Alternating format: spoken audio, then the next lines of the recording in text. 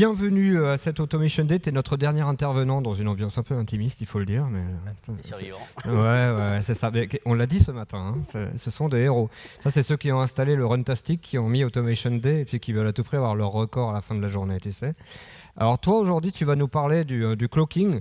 On s'est vu hier, je t'ai posé quelques questions, parce que personnellement, c'est pas un sujet sur lequel je suis spécialiste, loin de là.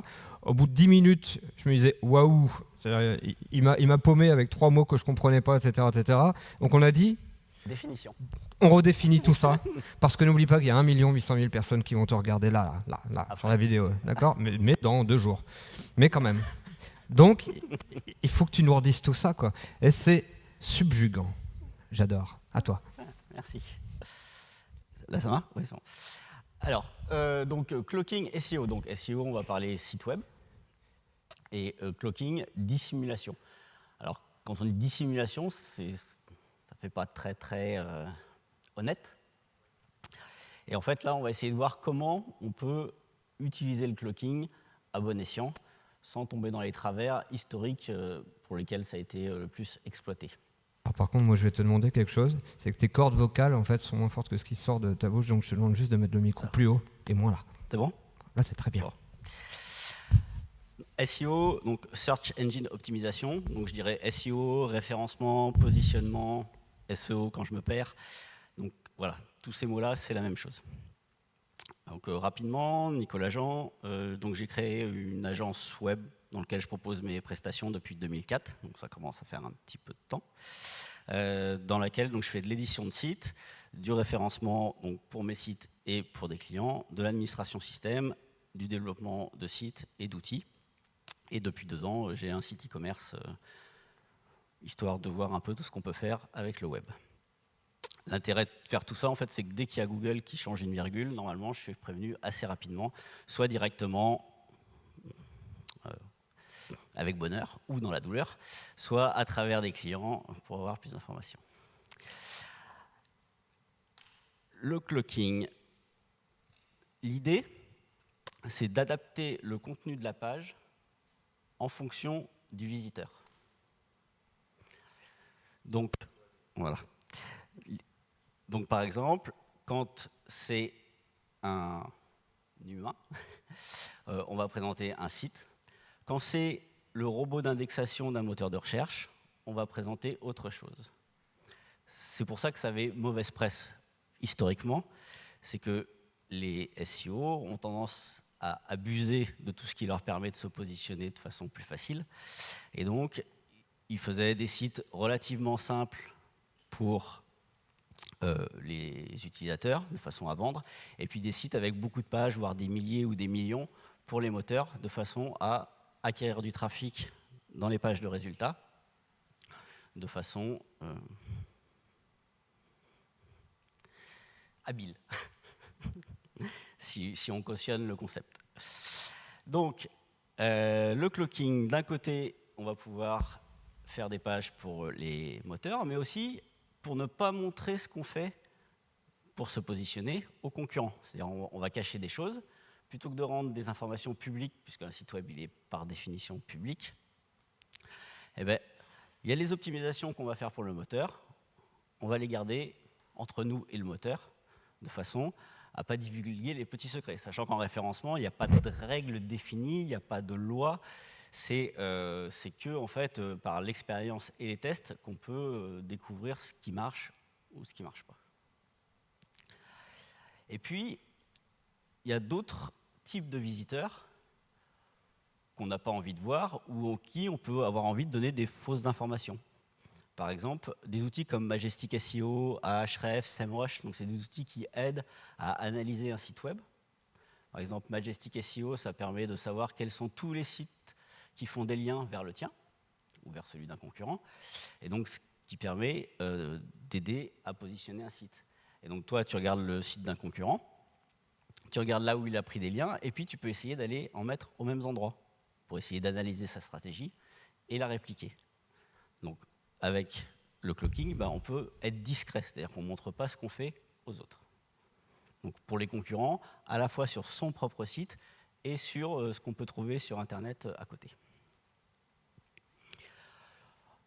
En SEO, deux parties. La partie on-site, donc optimisation de son site web, donc c'est là où intervient le clock, et linking, donc obtenir des liens sur d'autres sites pour aider à monter dans les moteurs de recherche.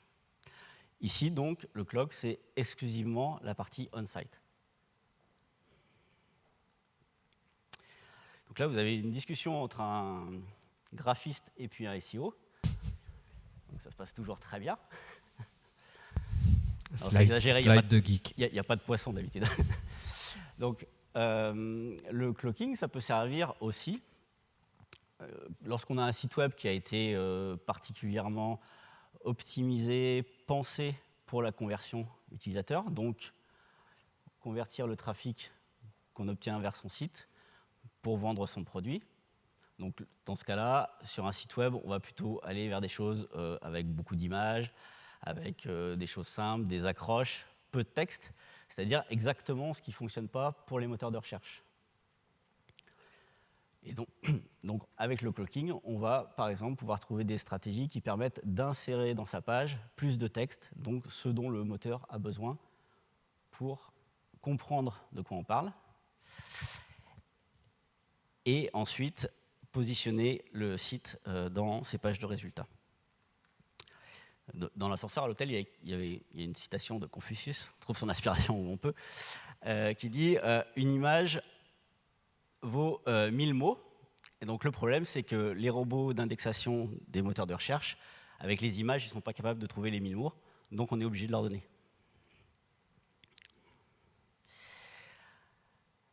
Donc, quand je propose à des clients qui ont un site sur lequel on est un petit peu bloqué une approche clocking, donc la première chose qu'ils font, parce qu'ils ne connaissent pas, ils vont taper dans Google clocking, et puis qu'est-ce qu'ils trouvent? Ils trouvent la définition qu'il y a dans Wikipédia.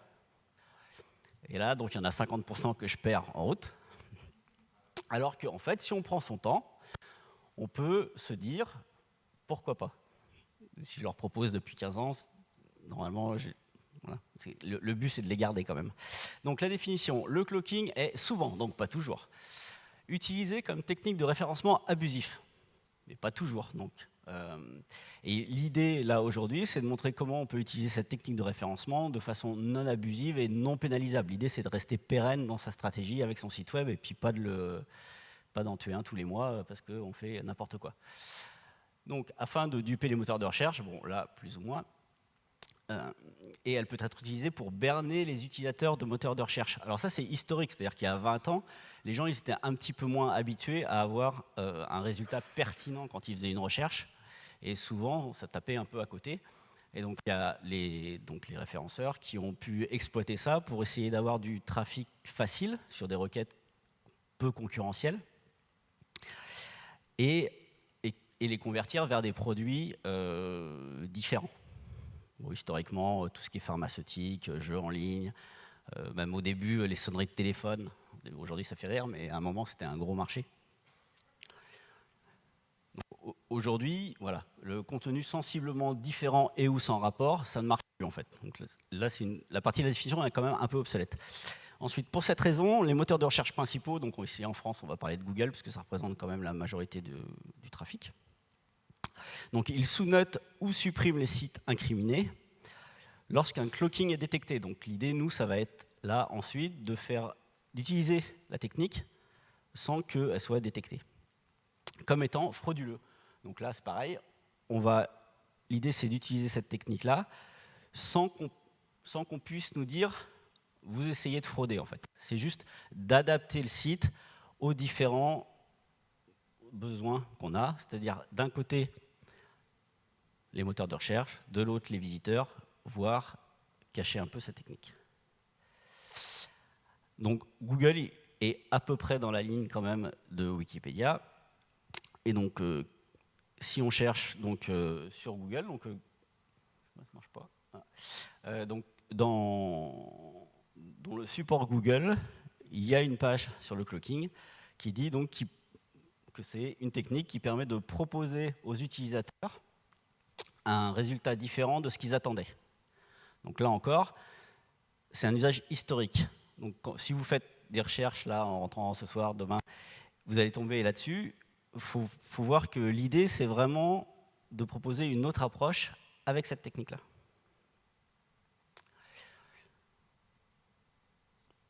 Donc, l'objectif du cloaking, légitime auprès des moteurs, c'est-à-dire qu'on va utiliser des techniques qui, historiquement, étaient considérées comme malhonnêtes.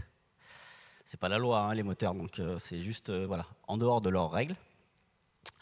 L'objectif, c'est d'être discret par rapport à tout ce qu'on fait pour son référencement et pour son site web. Donc tous les outils qui permettent de traquer le web, de traquer les sites web, de voir sur un site concurrent tout ce qu'il a fait, et ben nous, ce qu'on veut, c'est que personne ne voit ce qu'on fait. Et le but, c'est que le site qui a été pensé, designé et optimisé, il reste attractif pour les visiteurs. Quand le SEO il va dire faut mettre 2500 mots sur la page d'accueil, voilà, on va voir. L'idée, c'est d'arriver à les insérer sans casser toute la mise en page, en gardant les accroches, les images, les boutons, voilà, en gardant un site utilisable. Le cloaking, ça se passe en 2 temps. Il y a la partie détection, donc c'est la partie où on va chercher à savoir qui arrive sur le site quand quelqu'un, quelque chose demande une page. On va essayer de voir qui c'est. Est-ce que c'est un moteur? Est-ce que c'est un outil? Est-ce que c'est un visiteur? Est-ce que c'est un Français, un Allemand, un Anglais, un Américain? Si c'est un Américain, peut-être que c'est un robot Google aussi. Donc ça, c'est la première partie. Et une fois qu'on sait qui c'est, eh ben, on va pouvoir varier notre site pour l'optimiser en fonction de l'objectif qu'on a. Donc la partie détection, c'est technique. La partie variation, c'est ludique. On peut avoir donc différents niveaux de cloaking. On peut faire des choses très simples jusqu'à des choses qui sont donc historiquement considérées comme inappropriées par les moteurs. Donc la première partie, peut-être que vous faites déjà en plus sur votre site, c'est avec un cookie utilisateur, faire varier le contenu du site. Donc à un visiteur qui revient, on peut lui présenter quelque chose de différent d'un visiteur qui arrive pour la première fois. Quelque part, c'est du cloaking, puisqu'on pourrait dire un robot d'indexation, lui, il arrive toujours pour la première fois, il ne garde pas le cookie. Donc on pourrait utiliser ça comme ça. Après, au niveau de la détection, ce n'est pas hyper efficace, parce que la personne, elle arrive, elle revient, et puis après, elle reprend un PC, elle prend un nouveau navigateur. Voilà, on n'a pas un tracking très très suivi. On peut faire ça avec JavaScript, donc un peu avec la même façon qu'on fait avec le cookie côté serveur, on peut faire ça avec le JavaScript sur le site. On fait ça aussi avec le CSS Media. Quand vous faites un site responsive, vous avez différentes versions de votre page en fonction du device. On peut très bien imaginer qu'on insère le texte que si le device fait plus de 10 000 pixels de large. A priori, il n'y a pas grand monde qui verra ce que vous avez mis dans ces cas-là. Et dans tous les autres cas, on affiche quelque chose qui est proche de ce qu'il y aurait sur un téléphone portable. Vous faites du cloaking, mais peut-être qu'il est légitime. En tout cas, pour le moteur de recherche, c'est difficile de savoir si c'est volontaire ou pas, si c'est un bug. Est-ce que c'est pénalisable? L'idée, c'est de rendre votre cloaking non pénalisable. Sachant que s'il est pénalisé, ça sera une pénalité manuelle. Donc, quand vous allez pour Google dans la Search Console, voilà, vous avez un message d'alerte, vous pouvez toujours faire mea culpa, je me suis trompé, pardon. Et puis 3 jours après, tout revient dans l'ordre. L'inconvénient de... Ça marche. Les mea culpa, pardon, oui, j'ai déjà fait. Pour le cloaking, jamais. En fait, l'idée vraiment, c'est de se dire, est-ce que je suis légitime dans mon approche? Après, il y a des sites où tu peux décider que tu ne l'es pas, et tu prends un risque. Mais pour du cloaking, où c'est de l'optimisation de maillage interne, de contenu, de mise en page, jamais. Donc là, on a une détection peu efficace et peu discrète, c'est-à-dire que n'importe qui va sur le site peut voir tout ce que vous avez fait. Le niveau d'après, donc, quand vous demandez avec votre navigateur une page à votre serveur web, donc à Apache, Nginx, peu importe, vous allez lui envoyer des informations. Votre navigateur, il envoie des informations. Il dit ce que c'est, donc Internet Explorer, Firefox, Maxton, Vivaldi, Chrome. Voilà, il donne l'information sur le type de navigateur qui demande la page. Et si c'est un robot, il dit c'est Googlebot, c'est SEMrushBot, c'est voilà. Donc là, avec ça, en fait, on sait quel est le type de visiteur qui arrive. En tout cas, techniquement. Mais c'est une information peu fiable parce qu'on peut envoyer n'importe quoi. N'importe qui peut se faire passer pour un robot, pour changer le navigateur. Vous avez même des extensions dans les navigateurs qui permettent de choisir ce que vous voulez. Mais on peut récupérer des informations.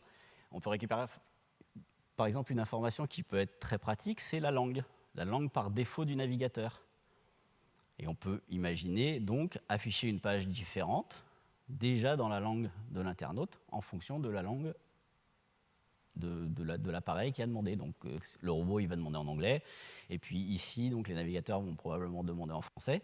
Et donc on peut déjà avoir avec ça aussi une approche où on optimise le contenu de la page en fonction de la langue de l'internaute. Et avec ça, en fait, on récupère aussi plein d'autres informations, comme l'adresse IP, comme le type de fichier que le navigateur il accepte. Et tout ça, ça permet d'identifier, donc de détecter un peu le type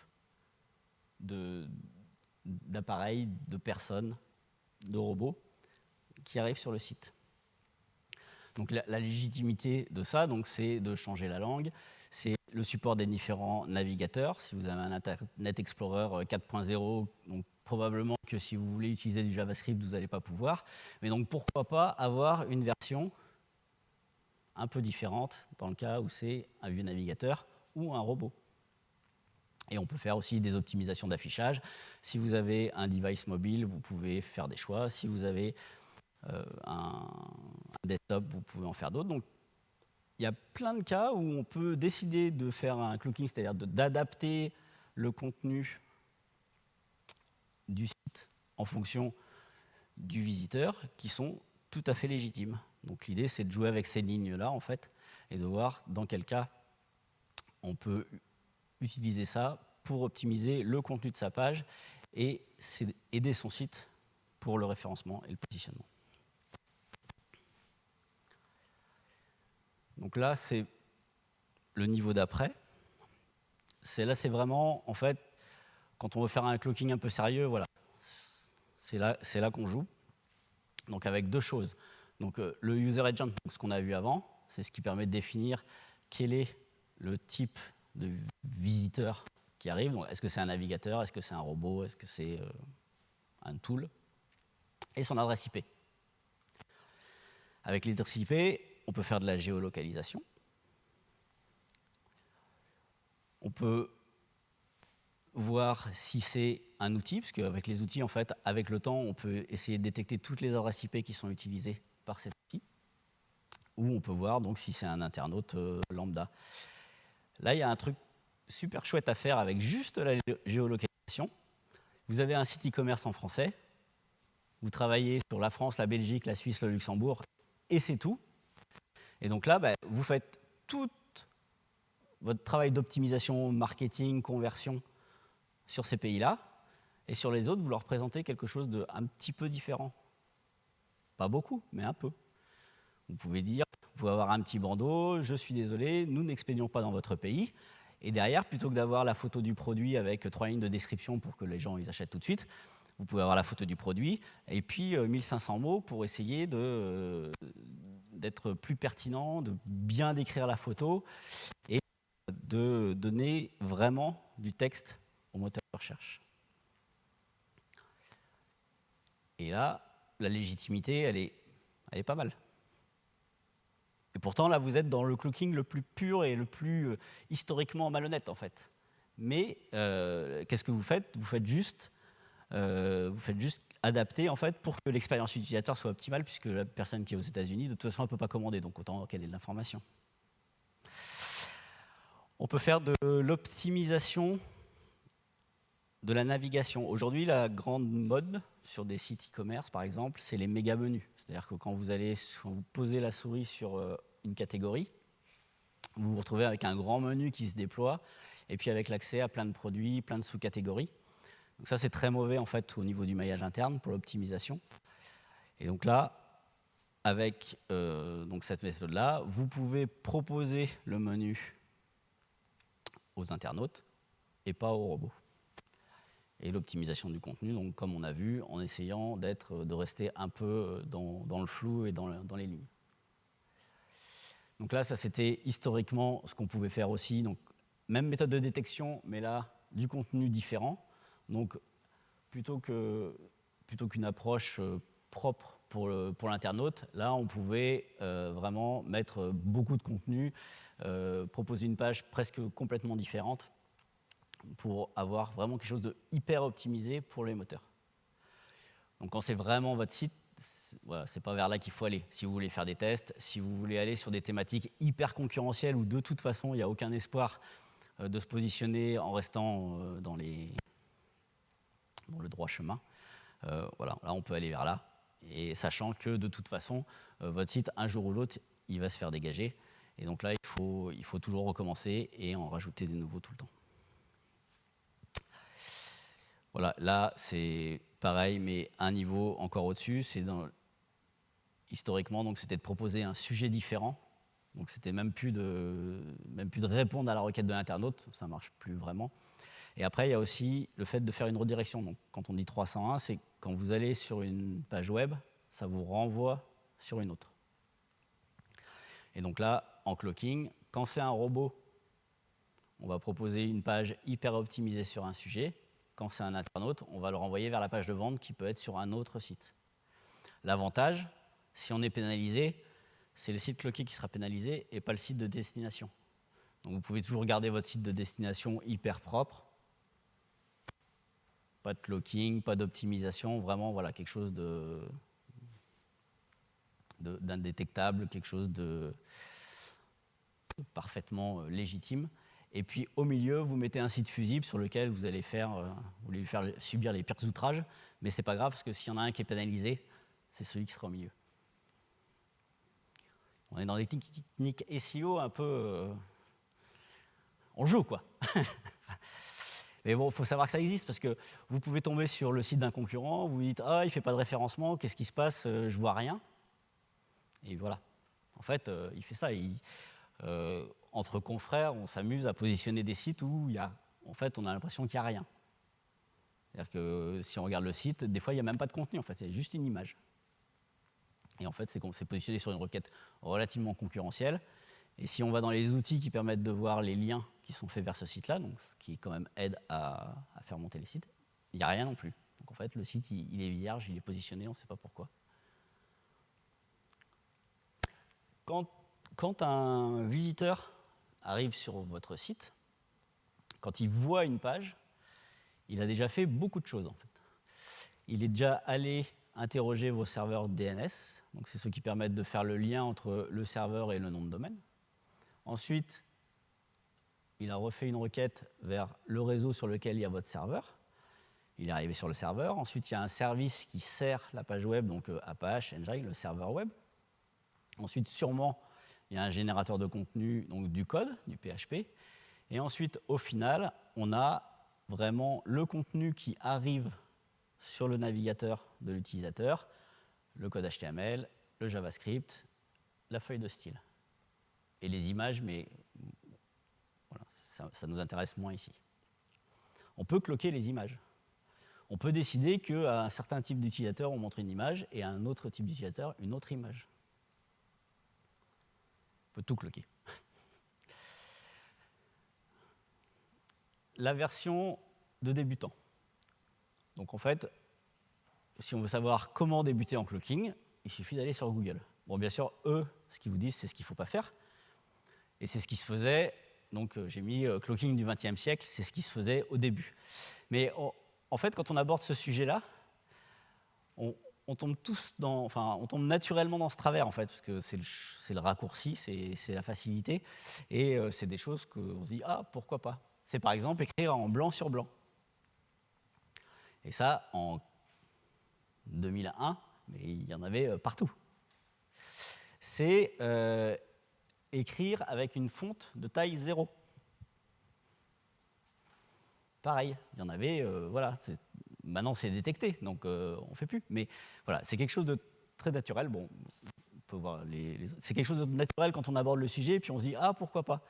Il y a 2 semaines, mon fils, donc on discute un peu. Il a 13 ans, donc bon, il n'est pas très technique, mais il sait qu'il faut faire des liens d'un site vers un autre pour le positionner.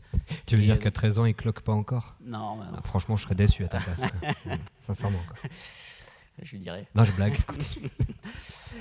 Et donc il me dit, hey, si je faisais plein de liens en blanc sur blanc, comme ça on les verrait pas et tout. Bon, voilà. Je lui dis, non, mais t'étais pas né, il fallait déjà plus le faire. Donc, mais voilà. Ah, il te sort quand même des phrases comme ça, quoi. Non, en voilà. fait, t'as pas de quoi être déçu, c'est bien. C'est pas ce que tu m'as dit hier soir, en plus. Non, c'est ça. Voilà. Donc, voilà. Historiquement, il y avait ça. Vous allez sur Google et vous trouvez tout ce qu'il faut pas faire facilement. Donc là, on va pas aller vers là, bien sûr. Je te préviens aussi qu'il te reste 10 minutes pour avoir un peu de questions-réponses. D'accord. CSS utile, donc on peut faire du clocking CSS, donc le blanc sur blanc par contre, pourquoi pas sur les sites sur lesquels on va poser un lien. C'est-à-dire que vous avez des sites où vous pouvez aller mettre un commentaire et parfois en fait dans le commentaire on peut mettre un lien et puis il y a des bugs ou il y a des choses qui traînent et on peut aller un peu plus loin et donc on peut éventuellement essayer de glisser voilà, chez les autres, ça peut arriver. Alors il ne faut pas le faire bien sûr. On est très honnête, mais il faut faire attention parce que ça peut arriver chez vous. La version la plus avancée, donc j'en ai parlé tout à l'heure, c'est toute la partie HTTP qui est envoyée par le navigateur vers le serveur web. Donc ici, là, en PHP, par exemple, donc, vous avez une variable qui s'appelle serveur et dans laquelle on peut récupérer toutes les informations. Si vous ne codez pas, ça peut paraître un peu obscur, mais voilà, si vous avez un développeur, vous lui montrez ça et il saura quoi en faire. Je ne sais pas s'il y a quelque chose qui est prévu pour les slides, mais sinon, il suffit de me demander. Donc, si vous avez noté l'email au tout début, voilà, je peux les envoyer. Ah ouais, les slides de blocking,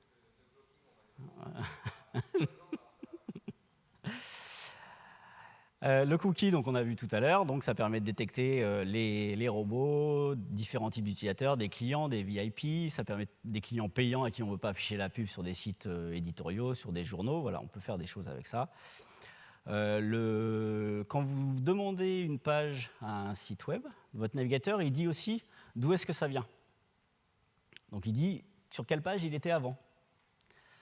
Ça peut être aussi exploité. Par exemple, il y a le site de la CCI Corse, qui s'était fait hacker.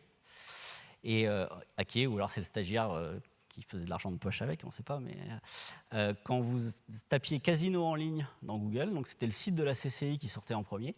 Donc quand vous cliquiez sur le lien, vous arriviez et vous aviez la redirection 301 vers un site de jeu en ligne. Par contre, si vous alliez directement sur le site web, c'était très propre et c'était le site normal. Donc ça, c'est typiquement le genre de choses qui est un petit peu difficile à corriger quand on n'est pas habitué, parce que quand on va sur son site, bah, tout paraît normal.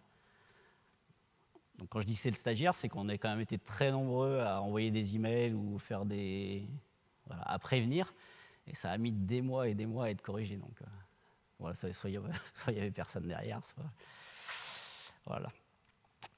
Sur le user agent, donc couplé à l'adresse IP, donc là c'est pareil, j'ai mis plusieurs cas. Donc là, on détecte les robots, on détecte est-ce que c'est Googlebot, et on détecte l'utilisateur. Et là, on peut très bien avoir 3 versions de son site où on optimise, où on cache, où on fait rien, où on jette, où on est fourbe et puis on induit en erreur. J'ai fait une expérience avec le robot, donc le MJ12Bot, là c'est celui de Majestic SEO, parce que c'est un outil qui est très utilisé par les référenceurs. Donc j'avais créé tout un honeypot, en fait, donc un réseau de dizaines de sites avec plein de liens factices. Et puis donc après, j'ai mes confrères, amis, concurrents qui ont eu une surprise après. Quand il s'agit de détecter l'adresse IP d'un robot, donc ce qui est bien, c'est que Google, pareil encore, c'est dans la doc, il nous explique exactement comment faire. Comme ça, quand il y a quelqu'un qui arrive sur votre site, qui se fait passer pour Googlebot, vous pouvez vraiment, donc il suffit de lire et de faire la même chose, savoir est-ce que c'est un vrai ou est-ce que c'est un faux. Parce que si on regarde là, donc là, j'ai pris les logs d'un site, enfin d'un serveur quelconque, et si vous regardez, c'est là, ouais, c'est là. Donc là, en fait, sur la deuxième colonne, à gauche, on voit les adresses IP du client qui arrive. Et puis à droite, on voit qui c'est vraiment. Et donc on voit que quand dans les logs, on a l'impression que c'est un robot Google, eh ben, on a un serveur au Vietnam, on a un serveur qui n'a même pas de reverse, on a donc l'IP, ça c'est un serveur chez OVH, ensuite on a un serveur chez Online, ensuite on a un serveur chez Amazon, bon, et puis finalement on a 4 vrais serveurs Google, et puis à la fin on a un serveur russe. On a quand même Poney Télécom, quoi. Poney Télécom, c'est Online en fait, c'est ouais. Iliad, c'est Free. Très bien. Voilà, ils sont joueurs. Je découvre. Le robot.txt, donc c'est un fichier qui permet de dire au robot d'indexation de ne pas regarder ça. C'est un peu comme si vous disiez au cambrioleur, vous pouvez rentrer chez moi, allez-y, vous pouvez regarder partout, mais allez pas regarder derrière la porte dérobée qui est derrière la bibliothèque. Je vous disais. Mais non, il nous donne les conseils que personne d'autre nous donnerait. Merci. Le robot TXT, il est connu en SEO, on l'utilise beaucoup en fait. C'est quelque chose qu'on utilise beaucoup en SEO, le robot TXT. Voilà. Et alors, en fait, et toi, tu vas le cloquer aussi. Si vous le laissez public, ça veut dire que n'importe qui va voir, et puis, enfin, c'est voit où est-ce qu'il ne doit pas aller. Bien sûr. D'accord, toi, pareil, hop, t'enlèves. Voilà, donc voilà, c'est typiquement le genre de fichier où je montre que à ceux qui sont concernés ce qu'ils doivent voir. Je ne dis pas aux hackers, regardez là, c'est là qu'il y a mon admin. C'est du bon sens. Voilà. Je parle. Ouais.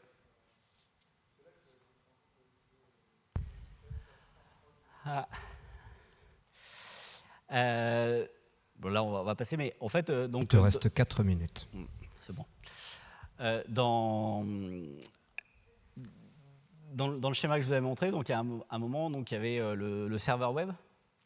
Donc, dans le serveur web, en fait, on peut donner des instructions, comme ici, et en fonction du visiteur, on peut l'envoyer vers une page ou une autre. Donc, il y a vraiment énormément d'endroits où on peut injecter notre optimisation. Donc voilà, ici pareil en fait, c'est juste dans le point htaccess, donc quelque chose qui est très très disponible et très très facile à avoir sur n'importe quel hébergement à partir du moment où on a le FTP pour poser ces fichiers.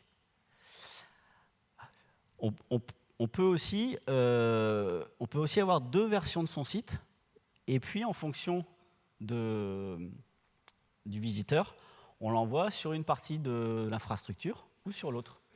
À une époque, en fait, OVH, ils avaient fait ça parce qu'ils trouvaient que les robots d'indexation, ils étaient un peu trop gourmands. Et donc, en fait, ils avaient mis un cluster à part avec tous les sites qui étaient répliqués pour que ce trafic-là, en fait, il aille sur une autre partie de l'infrastructure et qu'il ne pénalise pas les vrais visiteurs. Le problème, c'est que si les robots sont maltraités, ensuite, on n'a pas de visiteurs, donc ça a beaucoup râlé. Donc après, ils sont revenus en arrière. Mais on peut très bien imaginer, par exemple, mettre une version qui est en cache, donc déjà toute générée, hyper optimisée, très rapide d'un côté, puisque de toute façon, le robot, par exemple, sur un site e-commerce, il ne va pas mettre de produits au panier, donc il y a des choses comme ça qui ne servent à rien. Donc on en fait une version statique d'un côté, on envoie le trafic du robot de ce côté-là, donc au niveau des performances, c'est au top. Et puis pour tout le reste, en fait, on envoie sur l'infrastructure standard. On peut aussi, voilà, au niveau des DNS, pareil, envoyer du trafic d'un côté ou de l'autre. Ça permet éventuellement... C'est ça qui est utilisé, par exemple, pour les CDN. Quand vous avez un CDN pour servir un site dans le monde entier, et où il y a des photos qui sont sur des serveurs un peu partout dans le monde, et ben voilà, le CDN, ce qu'il fait, c'est qu'en fonction de l'adresse IP d'un internaute, il va dire d'aller chercher à un endroit ou un autre qui se trouve plus près de lui. On peut faire pareil en clock. En SEO, à quoi ça sert? Donc on peut cacher ses liens. On peut, si on n'est vraiment pas honnête, mais si vous commandez des prestations SEO, c'est bien de savoir que ça peut arriver. On peut faire des liens vers son client et puis le jour où il ne paye plus, où il arrête, c'est facile en fait. On peut couper très facilement. On peut utiliser des sites fusibles. Donc en fait, on cherche à référencer un site en s'autorisant toutes les bassesses, largesses, optimisation, tout ce qu'on veut. Et puis, le trafic qui arrive sur ce site-là, en fait, après, on le redirige. Donc, si ce n'est pas un moteur, si ce n'est pas un robot, on le redirige vers son site à soi pour la conversion. Si jamais il y a un site qui est pénalisé après dans le temps, c'est le site fusible qui est au milieu. Et on garde son site avec sa marque très propre. Donc, tout le trafic qu'on peut avoir autrement, il va directement sur le site. Et voilà, on peut donc, pour les robots, des outils, on peut jouer avec ça. Pour donner des fausses pistes en fait, à ceux qui cherchent à voir toutes les optimisations que vous avez faites, on peut utiliser ça. Par exemple, les rich snippets, là, donc pour avoir les étoiles là, dans les moteurs de recherche ou les vidéos, donc ça, c'est des optimisations de code qui ne sont pas toujours très faciles à avoir, très faciles à mettre en place. Donc on peut très bien cloquer, on donne ça au moteur de recherche, mais on ne les met pas dans le code. Ça ne sert à rien. Je veux dire, l'internaute, lui, il n'a pas besoin de voir ça. Donc on les met que là, et donc comme ça, il n'y a personne qui les voit. Très lisible. Sur le contenu, donc voilà, sur le contenu, c'est là où on peut essayer de jouer le plus avec la limite, et donc insérer du contenu dans sa page, et puis essayer de faire en sorte que ce contenu ne pénalise pas le design et l'air légitime. Par exemple, vous mettez vos 2500 mots sur votre page d'accueil, et puis quand le robot charge la page, il voit tout. Quand c'est un internaute, vous allez mettre ça dans un accordéon, par exemple, et puis comme ça se replie, en fait, et c'est vraiment, s'il clique sur le petit bouton plus, qui n'est pas forcément super visible, ou sur la suite, là, il pourra avoir le contenu. Il faut travailler le contenu pour pas qu'il soit idiot, mais il n'y a jamais personne qui va lire 1000 mots sur une page d'accueil. Moi, j'ai un site e-commerce, il y a 2 phrases, les gens, ils ne lisent pas.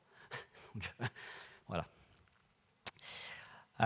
Donc, quand on fait son travail de linking, donc quand on va chercher des liens sur Internet vers son site. Donc là aussi, on peut faire des choses si on veut jouer. Par exemple, avec le référeur. Donc, quand il y avait, à une époque où il fallait mettre un lien retour vers le site de l'annuaire, on peut montrer ce lien retour que si l'internaute il arrive de l'annuaire. Des choses comme ça. Je ne vous dis pas de faire ça, mais c'est bien de savoir que ça existe. Donc si jamais vous êtes dans ce cas-là, il faut se méfier. Les SEO sont fourbes. Si vous faites ça, il faut faire très attention à une chose, c'est bien mettre la balise dans le header de votre page, qui est « No archives ». Parce qu'en fait, dans les pages de résultats, si vous ne mettez pas ça, le moteur de recherche il vous donne l'accès au code complet. Donc n'importe qui, après, peut voir ce que vous avez fait. Donc ça fait 14 ans que je joue avec ça. J'ai jamais eu de pénalité pour ça. Ah, à une époque, j'avais 1600 sites à peu près, quand on pouvait faire des choses vraiment industrielles. Donc forcément, il m'est arrivé des choses. On a compris. Ouais. Voilà, il se passe. Promis, on a compris. Le dis pas parce qu'en plus c'est filmé. Ouais. C'est fini, c'était avant. Donc aucune pénalité, ni manuelle ni automatisée. Donc l'idée quand même, c'est de rester légitime dans ce qu'on produit. Aucun blacklistage de site non plus. Pour ça. Voilà. Merci à Webmécanique de m'avoir invité aujourd'hui. Si vous avez des questions, je suis disponible par mail. C'est tout. C'est fini. Merci beaucoup. Alors, s'il n'y a pas de questions pour le Arsène Lupin du SEO, franchement, je comprends plus rien, quoi. Je crois que tu avais une question, Vincent. C'est là-bas. Non, mais tu t'appelles pas Vincent. Je m'appelle pas Vincent, mais j'ai une question. Bon, bah non, alors. Non, je blague. Quand tu fais ta feinte à l'adresse IP pour les personnes qui se connectent à ton site et qui ne sont pas dans la zone de chalandise, et que tu leur montres un contenu avec 2500 mots, mais j'ai du mal à concevoir en fait Est-ce qu'on va être bien référencé justement sur le serveur d'où vient la personne, ou est-ce qu'on va pouvoir être référencé sur finalement, peu importe la localisation de l'utilisateur Oui, en après, fait, quoi. la personne, en fait, elle arrive toujours sur ton serveur. Et après, on va être référencé par rapport au robot d'indexation, donc pour la France, on va parler que de Google. Donc le robot de Google, lui, il arrive avec son IP là, 66.249, et donc elle est géolocalisée aux États-Unis. Ah oui, ok. Donc ensuite, Ok. voilà, t'as ta page, en fait, elle n'a pas besoin d'avoir de langue, en fait. Hein, voilà, les robots, ils arrivent tous du même endroit. Is it clear? Ouais, c'est beaucoup plus clair. Et C'était l'inverse. Est-ce qu'il y a d'autres questions? Merci beaucoup Nicolas. On va préparer de toute façon l'arrivée maintenant des autres salles et puis et on te remercie encore d'être venu nous parler de cloaking. Moi j'ai découvert plein de choses. Je veux bien poser une dernière J'en parlerai question. pas avec ma fille. Je veux bien poser une dernière question, Arnaud. Ah, il y a encore une question, désolé. Juste le poids de ce type de pratique versus le poids de la production de contenu classique qu'on imagine. L'idée, c'est de pas le montrer, en fait. Ouais, mais je veux dire, imaginons déjà, il y a plein de sites où on fait pas de personne ne fait de référencement dessus. Et il y a plein de sites où il n'y a pas forcément besoin de ça. L'idée d'aller là, c'est quand on est bloqué, en fait. C'est-à-dire que quand le design du site ne permet pas de faire toutes les optimisations qu'on voudrait. Ou un plafond de verre lié à l'activité, à la concentration, peut-être Oui. Parce que là, par exemple, je sais qu'il y a des gens qui sont spécialisés dans le contenu et ils ont l'habitude de produire des contenus vidéo, texte, blog, etc. Et à quel point ce type de pratique leur permet aussi de booster soit le travail existant, soit la position de l'entreprise sur le marché, enfin sur les mots-clés recherchés en tout cas. À partir du moment où on attaque une requête et où il faut du contenu texte, on peut aller vers là. Il y a aussi le maillage. C'est-à-dire je parlais du méga menu, c'est vraiment une plaie au niveau du référencement d'un site web, d'un site e-commerce souvent en particulier. C'est qu'en fait, on se retrouve avec un site qui est tout à plat. C'est-à-dire toutes les pages ont le même poids. Et quand on a un site e-commerce, ce qu'on veut positionner en général en priorité, c'est les pages catégories et la page d'accueil. Et on thématise assez mal les différentes parties de son site quand toutes les pages sont liées entre elles.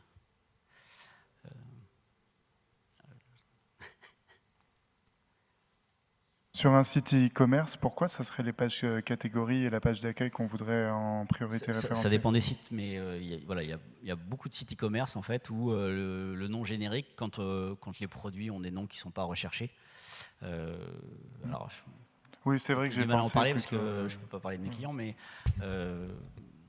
voilà, si on sur des micros par exemple, on peut imaginer micro de table, c'est ça, et puis après la marque Danish, 10 là, ça intéresse éventuellement personne. Donc et après on peut avoir tous les produits de cette catégorie là.